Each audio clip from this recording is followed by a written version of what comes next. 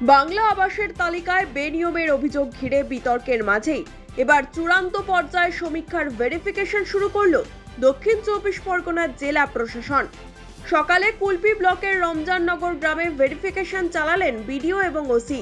কুলপির BDO Sourav গুপ্ত ও OC Ajay চন্দ্র কুলপির রমজাননগর গ্রাম সহ আশেপাশের বেশ কিছু গ্রামে পৌঁছে তালিকায় নাম রয়েছে এমন উপভোক্তাদের বাড়িতে যান। বাড়ি খতিয়ে দেখার পাশাপাশি কথা বলেন উপভোক্তাদের সঙ্গে। তাদের থেকে সমস্ত তথ্য নেওয়ার পাশাপাশি তাদের প্রকৃত বাড়ির সামনে দাঁড় করিয়ে মোবাইলে ছবিও তোলেন পুলিশ প্রশাসনের দুই কর্তা। যোগ্য প্রাপকরাই যাতে বাংলা আবাসের তালিকায় স্থান পান তা নিশ্চিত করতে উপভোক্তাদের বাড়িও সরেজমিনে ঘুরে দেখেন পুলিশ ও প্রশাসনের আধিকারিকরা।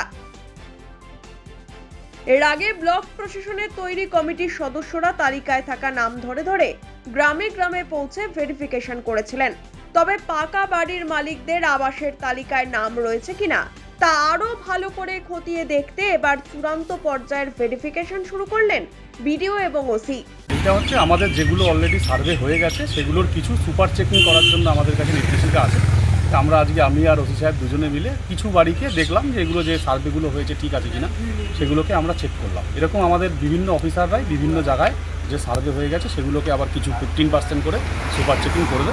আমরা আজকে কিছু করলাম, আগামী দিনে আমরা আরও দু একটা পঞ্চায়েতে হয়তো আরও বেশ কিছু করে সুপার চেকিং করবো যে সার্ভেটা ঠিকঠাক হয়েছে কিনা, যাতে প্রকৃত মানুষেরাই শুধুমাত্র পায় এবং যারা ইনএলিজিবল তাদের নাম যাতে না থাকে সেটা নিশ্চিত করবার জন্যই এই সুপার চেকিংটা করা। এটা ডিপার্টমেন্টের নির্দেশ মতো আমরা সেটা কাজটাই করলাম। আজকের ইনভেস্টিগেশন করে কিছু কি বেরোলো? না, আমরা যেগুলো দেখলাম মোটামুটি সব বাড়িটা এলিজিবল হওয়ার মতোই, যেগুলো আমাদেরকে দেখলাম এটা ঠিকই আছে। সার্ভেটা এখন অবধি আমরা দেখলাম ঠিকই আছে, তারা বেশিরভাগই সবাই এলিজিবল হওয়ার মতোই, একদম খুবই গরিব কন্ডিশনের এবং মাটির বাড়িতেই থাকছে। যারা যদি অন্য জায়গা যারা দেখাচ্ছে পরে যদি ঘর অন্য জায়গায় বাঁধে তাদের জন্য কী সমস্যা? অন্য জায়গায় যদি ঘর করে তাহলে পরবর্তীকালে পোর্টালি সেইখানে তাদেরকে কাজ করতে দেবে না, মানে তারা পরবর্তী ইনস্টলমেন্টটা পাবে না। কারণ এখানে আমরা যে ফটো তুলছি তাতে জিও ট্যাগ হয়ে যাচ্ছে, তো ওই লোকেশনটাতেই বাড়ি করতে হবে, যে লোকেশনটা ওনারা বাড়ি করবেন বলে দেখাচ্ছে।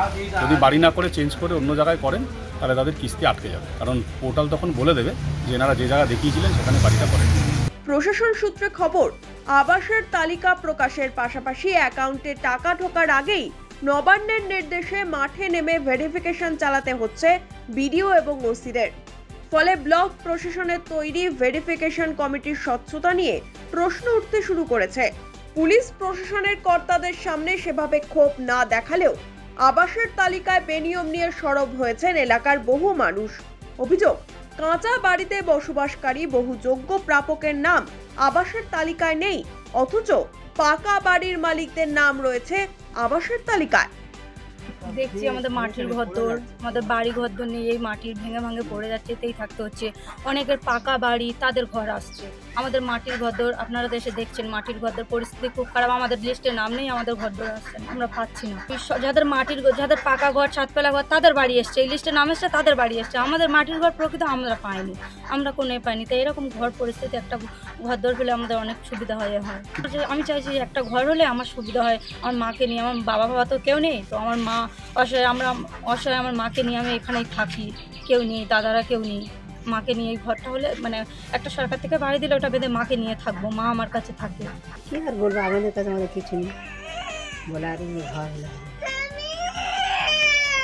আপনার কিসের বাড়ি? এই তো পাইতে আলবাসটা খোলা, সব ভাজা খড়, এটা খড়।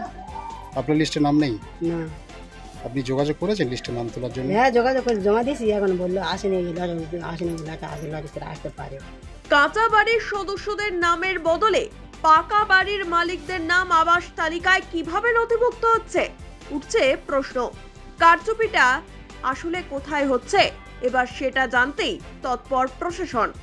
শেষমেশ যোগ্যরা আদৌ আবাস যোজনার বাড়ি পান কিনা এখন সেদিকেই তাকিয়ে কুড়ে ঘরের বাসিন্দারা।